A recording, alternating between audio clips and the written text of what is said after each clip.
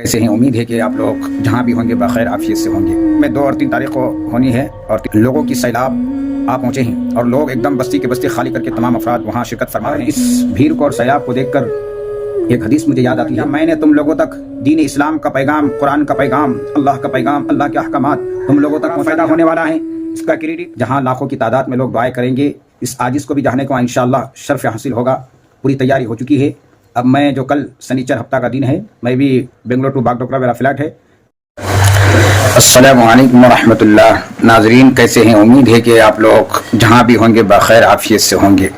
मेरी दुआ है आप लोगों के लिए कि अल्लाह पाक आप लोगों को हमेशा चैन सुकून राहत व इत्मीनान वाली ज़िंदगी अता फरमाएँ और खुशहाल रखें।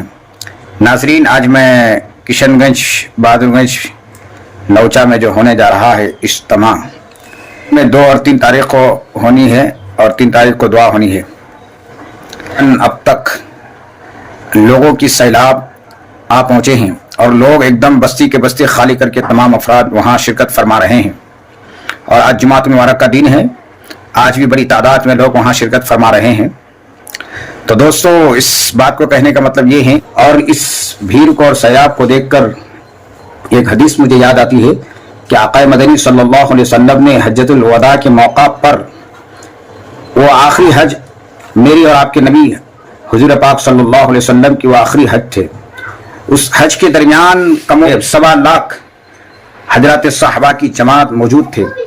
तमाम सहाबा को मुखातिब करके हमारे नबी ने फरमाए थे, क्या मेरे सहाबा, क्या मैंने तुम लोगों तक दीन इस्लाम का पैगाम, कुरान का पैगाम, अल्लाह का पैगाम, अल्लाह के अहकामात तुम लोगों तक पहुंचा दिया। तमाम सहाबा ने एक जुबान होकर कहा, या रसूल अल्लाह, नाम या रसूल अल्लाह, बेशक आपने बिल्कुल अल्लाह का पैगाम ठीक ठीक हम तक पहुंचा दिए हैं। हमारे और आपके नबी हुजूर पाक सल्लल्लाहु अलैहि वसल्लम ने फरमाया, ऐ सहाबा जो यहाँ मौजूद हैं वो उन लोगों तक मेरी बात को पहुंचा देना जो किसी दूसरे शहर में, जो किसी दूसरे मुल्क में और आने वाली नस्ल हो, उन तक मेरा पैगाम पहुंचा देना। इस पैगाम को लेकर हजरत सहाबा ने, इस हुक्म की तामील करते हुए हजरत सहाबा ने अपना जान माल सब कुर्बान करते हुए घर बार को छोड़कर दुनिया की मुख्तलिफ खित्तों में, मुख्तलिफ शहरों में, मुख्तलिफ कोने और गोशे में जाकर फैल गए और दीन की पैगाम को आम किया। लौचा इज्तिमा से मुझे यही मालूम हो रहा है कि इस इज्तिमा से भी अल्लाह पाक बहुत बड़ा काम लेगा, बहुत बड़ा फ़ायदा होने वाला है।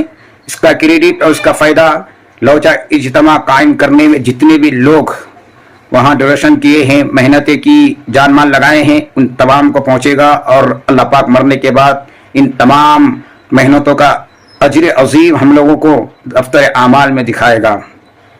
तो अल्लाह पाक इस इज्तिमा को बहुत कबूल फरमाए।